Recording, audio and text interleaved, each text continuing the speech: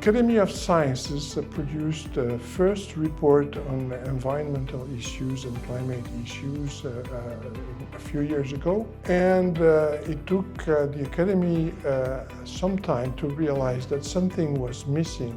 It was actually an evaluation of what we call geoengineering. This is all the techniques that will allow us to modify the spontaneous trend of climate change today.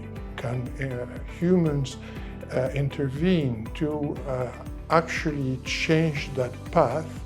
Was a very strong question, and we were asked to organize some discussions and write some short report in order to figure out, in order to understand what were the most important points, what were the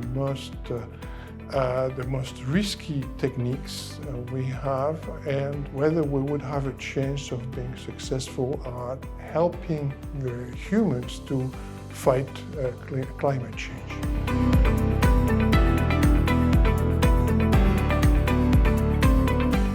Most of the ethical issues are related to the issues of inequalities in the world, economic issues, social issues, and wealth distribution among different social classes. All these problems with inequalities actually are reflected in the issues of climate in general.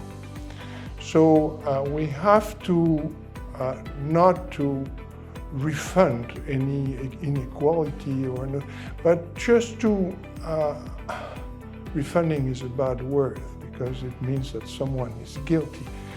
But to manage to find a system that brings back some acceptable distribution of impacts and cost among the different members of the society.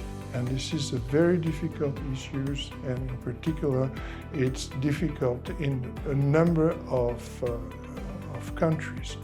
It is related to colonialism, but it's related to more than colonialism. It's also intrinsic to most of the societies on Earth.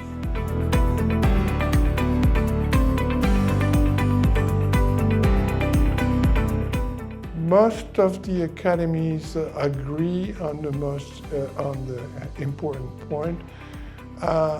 I'm aware of a number of texts written by the National Academy of Science of the United States, by the Royal Society of England, or by the German Academy, and we all agree on the need to move forward with reducing the impact of climate change by all means. What people may not agree entirely is what concerns a number of experiments like solar radiation management, putting some particles in the stratosphere, or changing the fertility of the ocean in order to produce some plankton that would actually capture some CO2.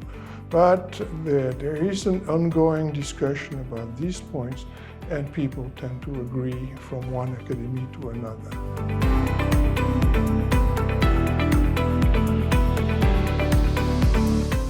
I think that ESCP students should work on improving their understanding of the climate issues.